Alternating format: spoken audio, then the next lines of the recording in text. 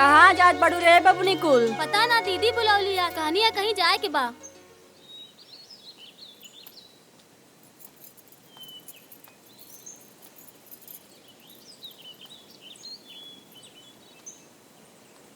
करे अरे हे कहाँ जाते रे? जय भैया के कन्या के देखे जात बानी माई।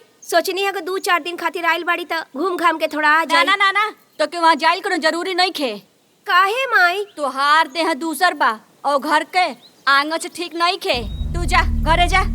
घर के आंगच ठीक नहीं खे मतलब? अरे उनके बड़की पतोहिया के आज तक तो लइके ना भइल। अब मछली के दूध दाई हो के तो खराब हो गई। तू जा घर में जा। तो के वहाँ गइल उचित नहीं खे। जाय दो ना माई, कुछो ना होई। अरे तेही जानते कि कुछ ना होई। हम जानत नहीं हां तो वहाँ गइल उचित नहीं खे। जो घर में जो दूसरा कपड़ा पाएंगे घर में बैठ। भाई चला हमने के चला।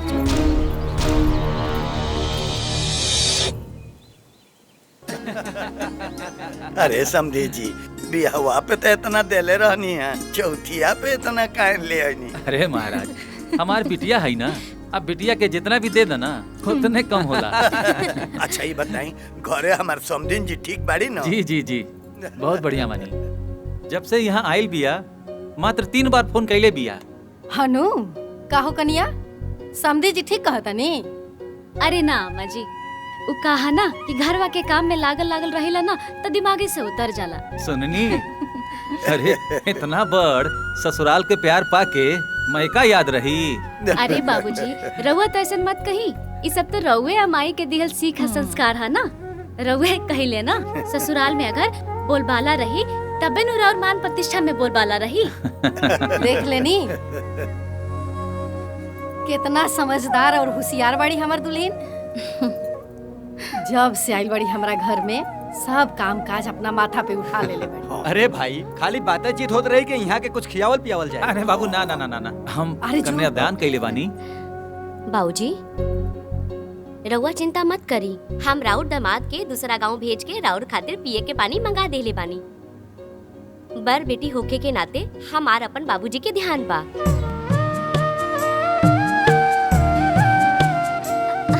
हाय देखी आ गइलन।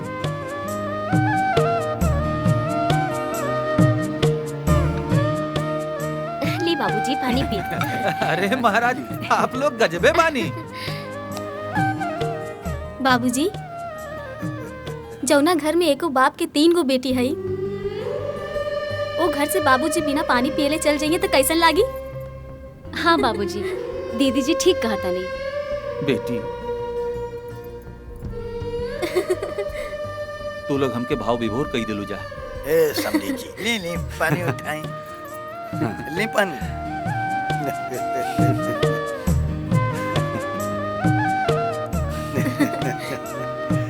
बाबूजी रउआ खातिर खाना भी कहा गई था। अरे ना बाबू ना, तनी रुका लो। अब भाई पानी पी ले नहीं। और आप लोगन से भेंट मुलाकात हो गई, अब हम चलब हैं? प्रणाम। अरे अच्छा प्रणाम।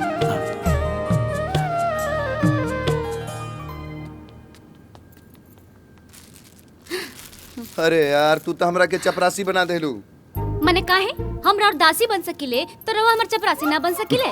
बाकी सबके बुलाइयों को तो दे सकत रहलू ना, ऐसे रूम में जा के देला से का हो जाए? अरे रउआ का मालूम?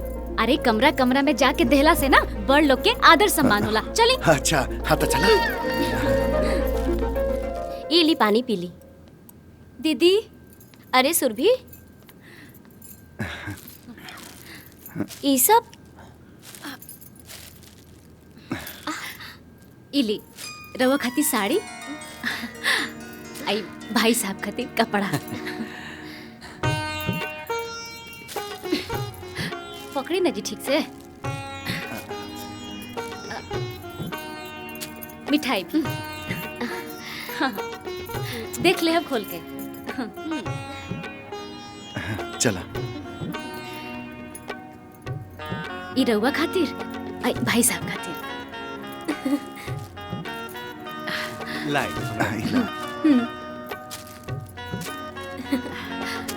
और मिठाई भी। बाकी कुछ हो गए छोटकी? तोहार माई बाबूजी बहुते श्रद्धालु बाड़े। अरे भाभी, सास ससुर केकर बाड़े हो जाए के। अच्छा चली। ठीक बा। अच्छा दीदी देखे आओ तनी ठीक बा, जाई। हाँ चल।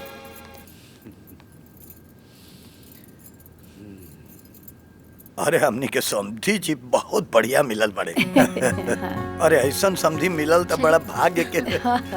अम्मा जी हाँ ई रवा खातिर कपड़ा और बाबूजी खातिर धोती कुर्ता। अरे वाह वाह बेटी। अरे हमार समधी जी और समधिनियों जी बड़ा गजब के बाल हो। देखी का भेजले बड़ा, धोती कुर्ता गमछा के पजामा कुर्ता, माने 3 पीस की 2 पीस है। इहो के ना खुद ही देख ली, दे दे। ले लो।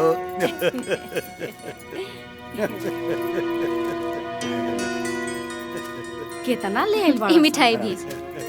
आशीर्वाद। जा जा जा लो।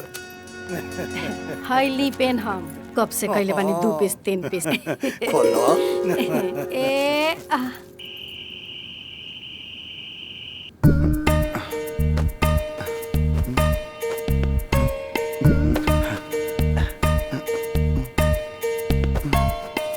अरे हाँ? ई का करतनी जी?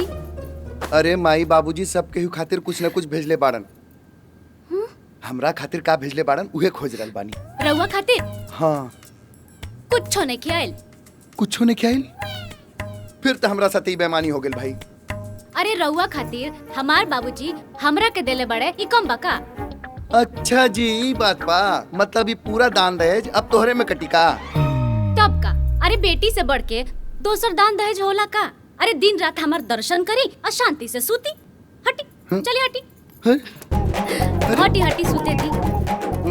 ई मर्द मानुस भी ना जब देखल लालची बनल रहेला। मतलब अरे कुछ हटी नहीं के ना। भेजले बाड़न का? कुछ नहीं भेजले। जब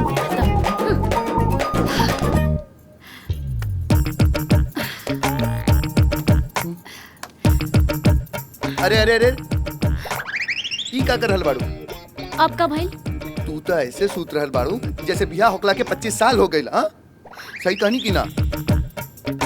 फिर अरे अभी तो जुम्मा जुम्मा 4 दिन, प्यार होई रात दिन। अरे रे छोड़ी ना, मार नहीं छोड़ी ना।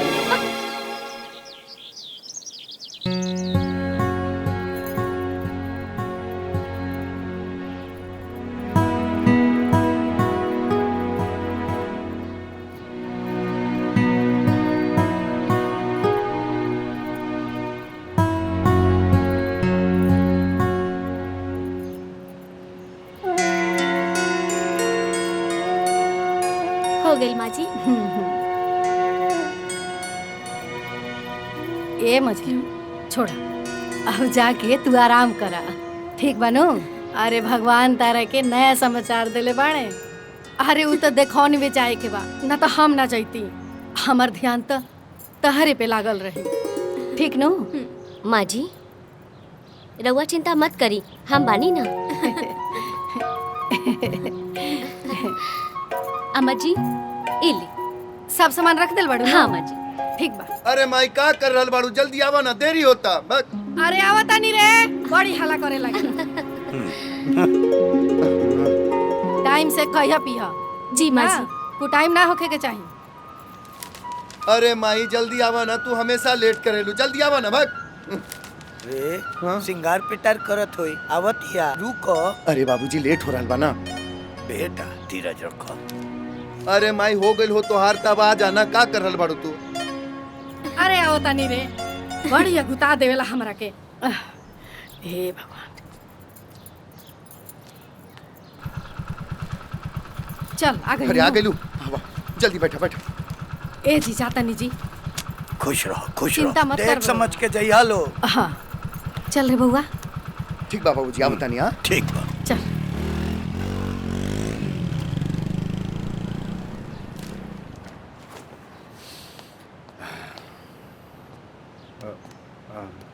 ललिता, हमार पर्स वही जा बेड पर छूट गईला। जल्दी लेके आवा। आवतानी। अरे जल्दी करा। अरे आ गई नी। खाली जल्दबाजी में रहे। हाँ!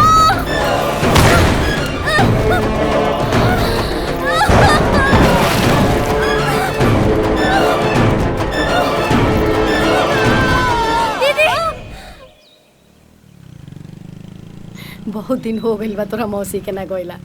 अब की बार नु जा तनी देख के आवा तनी कैसन बिया हमार बहिन। हाँ तोहनी के अपन ध्यान माई रखिए। फोन आ रहल बा। हाँ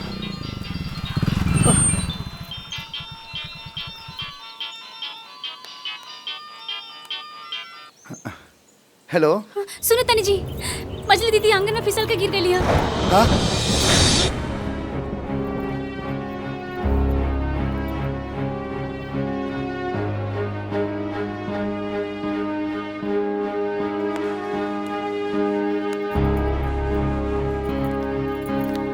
रउआ चिंता मत करी, भगवान पे भरोसा रखी। बैठ जा।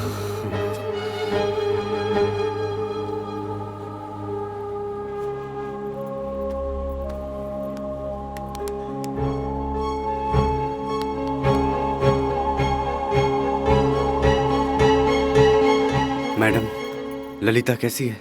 सॉरी बच्चा मिसकैरेज हो गया।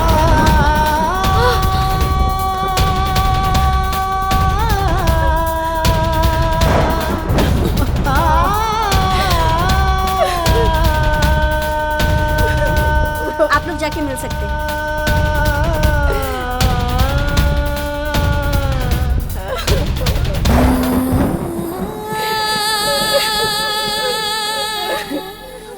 चुप रहो, जौन भइल तौन भइल। अरे हमने के हाथ में थोड़े बा। चुप रहो, चुप चुप।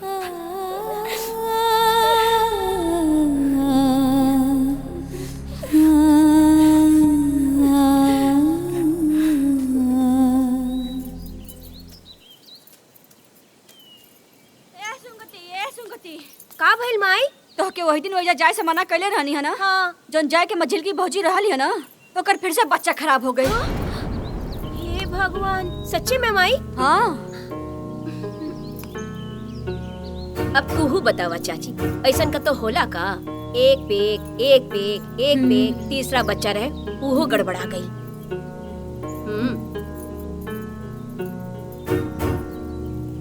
बिना देखले सुनेले कुछ ना होई बहिनी।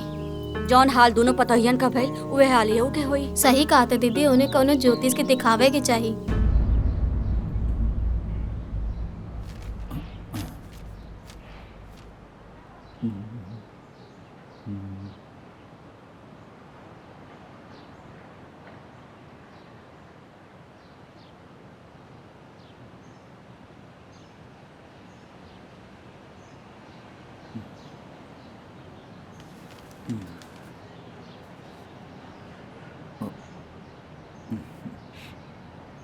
आपके तीनों बेटा के कुंडली में संतान के कोनो योग नहीं खे।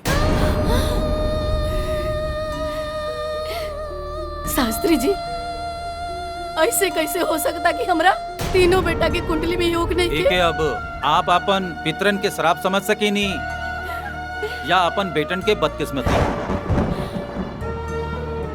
लेकिन शास्त्री जी, अगर हमर बेटवन सबके कुंडली में नहीं के तो कम से कम हमरा पतो के कुंडली में होई ना। अगर पतो संग के कुंडली में संतान योग होत तो तहरा के यहाँ आवे के जरूरत न पड़त। याद रखी, हम जब बोले नी उहे होला। ये हमार ब्रह्म वाणी है।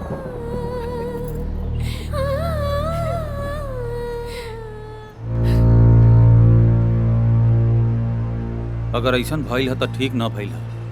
सुरभि के फोन आइल रहल, कहत रहलिया कि ज्योतिषी के पास गइल रहल लोग। वहाँ पे बिया करके हमनी कोनो गलती तो ना कर देहली जी?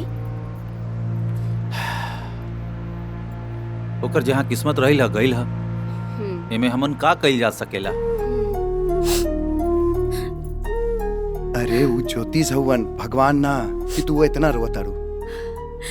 तका रवा कुंडली में सब गलत लिखल बा। हाँ बिल्कुल गलत लिखल बा।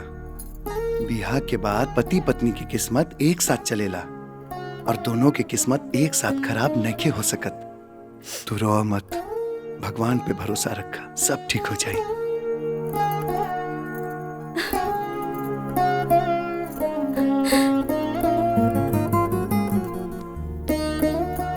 बदकिस्मती के खाली कांटा हमनी की जिंदगी में ना हुई, कुछ खूबसूरत फूल भी हुई।